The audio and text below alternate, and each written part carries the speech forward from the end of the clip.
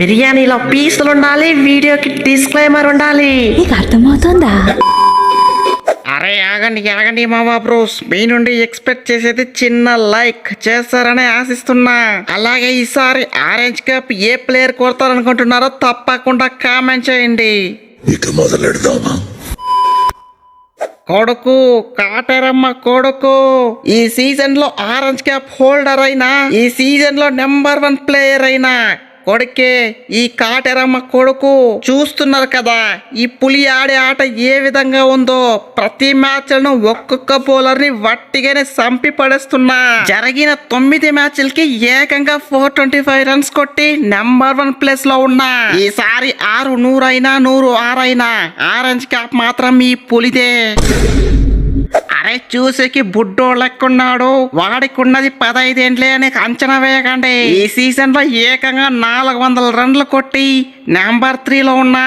నీ అవ్వ ఈసారి ఆరెంజ్ కాపు అభిషేక్ అన్నదో క్లాస్ అంతదో కాదు. ఈ బుడ్డోడు 15 ఏళ్ల బుడ్డోడిది.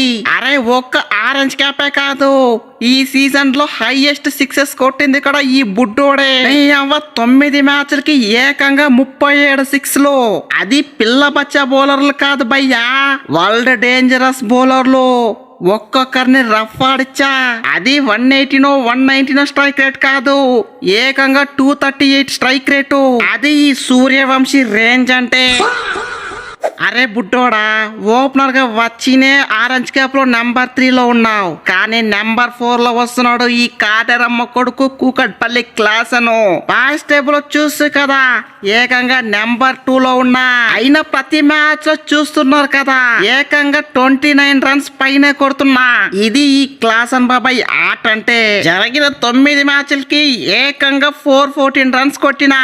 ఈసారి ఇదే ఫామ్ ని కంటిన్యూ చేస్తా, ఆరెంజ్ కప్ నా జాబ్ లో వేసుకోపోతా.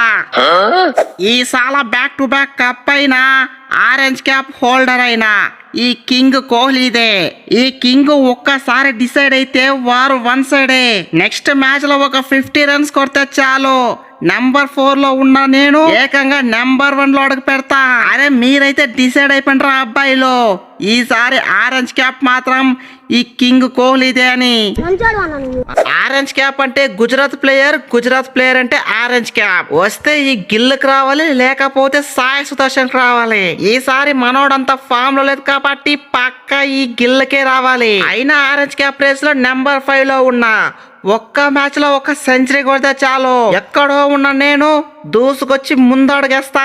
గిల్ ప్రిన్స్ గిల్ అంటారా బాబు, కథ మొత్తం ఖతర్నాకుంటది.